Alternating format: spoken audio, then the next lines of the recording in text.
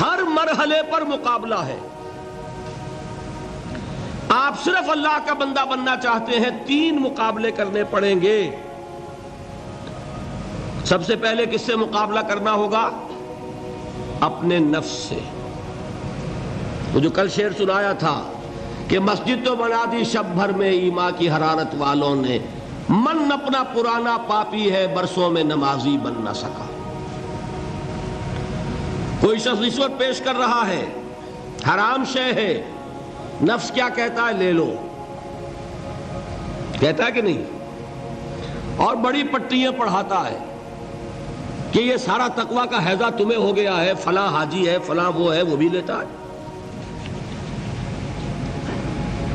اور فلاں ضرورت رکی پڑی ہے، بچے کی فیس نہیں گئی ہے، بیوی کو اتنا عرصہ ہو گیا ساڑی کی فرمائش کرتے ہوئے ساڑی نہیں خریدی گئی ہے. یہ ساری پٹی پڑھائے گا نفس کے نہیں. اب اگر آپ مقابلہ کر سکتے ہیں نفس کا تو بچیں گے، مقابلہ نہیں کر سکتے مار کھا جائے. یہی ہوگا کہ نہیں؟ اذان کا وقت آ گیا، اذان سن لی آپ نے، لیکن پھر نفس نے کہا ابھی اور سو، آپ نے کروٹ لی اور کپڑا خوب ٹھیک کیا اور غین ہو گئے. اگر آپ اس نفس کے تقاضے کو اس وقت رد کر سکتے، طاقت آپ میں اتنی ہوتی تو آپ کھڑے ہوتے مسجد کی طرف جاتے. گویا کہ بندگی رب کے لیے سب سے پہلا جہاد کس سے کرنا ہوگا؟ نفس. اچھا نفس اکیلا نہیں ہے، اس کے پیچھے ایک بہت بڑا بدماش ہے، وہ شیطان لعین.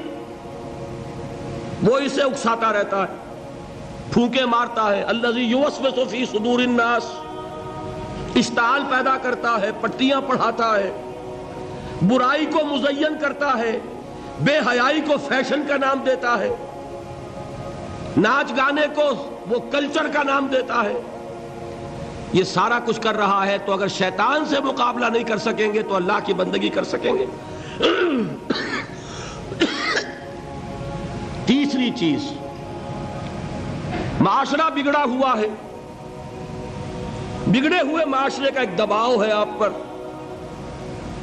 یہ بالکل ایسے جیسے ایک ہجوم ایک طرف جا رہا ہو تو ادھر جانا آسان اور مقابلے میں جانا بہت مشکل، زور لگانا پڑے گا نا.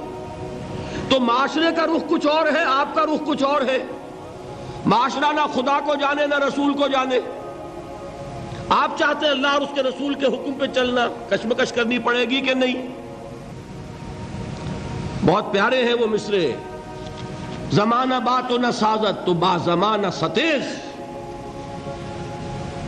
زمانہ تمہارے ساتھ اگر موافقت نہیں کر رہا، زمانے سے جنگ کرو. اور بے غیرت اور بے حمیت اور بودے اور بزدل اور کچے لوگوں کا اصول کیا ہے؟ زمانہ بات و نہ سازت تو با زمانہ بساز. زمانہ تمہارے ساتھ موافقت نہیں کرتا، بھائی تم زمانے کے رنگ میں رنگے جاؤ. آسان راستہ کون سا ہے؟ زمانہ تمہارے رنگ میں نہیں آتا، تم اس کے مطابق ڈھل جاؤ، کوئی تکلیف ہوگی. اور زمانہ تمہارے ساتھ اگر موافقت نہیں کر رہا، تم زمانے سے لڑو، تکلیف آئے گی کہ نہیں؟ 3 جہاد کرنے پڑیں گے تو انسان اللہ کا بندہ بن سکے گا. بات سمجھ میں آئی؟ اسی لیے جب پوچھا گیا حضور سے ای الجہاد افضل یا رسول اللہ، اے اللہ کے رسول سب سے افضل جہاد کون سا ہے؟ آپ نے فرمایا ان تجاہد نفسک فی طاعت اللہ. سب سے افضل جہاد یہ کہ اپنے نفس سے جہاد کرو، کشمکش کرو، مقابلہ کرو، تاکہ اسے اللہ کا مطیع بناؤ. یہ جہاد ہے افضل الجہاد. پہلے میں نے کہا تھا پہلی منزل سب سے اہم، تو جو پہلی منزل کا جہاد ہے وہ افضل الجہاد. بالکل 2 اور 2 4 کی طرح کی بات ہے. اور اسی کو کہا گیا جہاد اکبر. جب آپ غزوہ تبوک سے واپس آئے ہیں، آپ نے فرمایا مسلمانوں یہ نہ سمجھنا جہاد ختم ہو گیا. رجعنا من الجہاد الاصغر الى الجہاد الاکبر. وہ تو چھوٹا جہاد تھا جو ہم کرنے گئے تھے کافروں سے خلاف. یہ بڑا جہاد ہے جو مدینے میں رہ کر ہوگا، ہر آن ہوگا.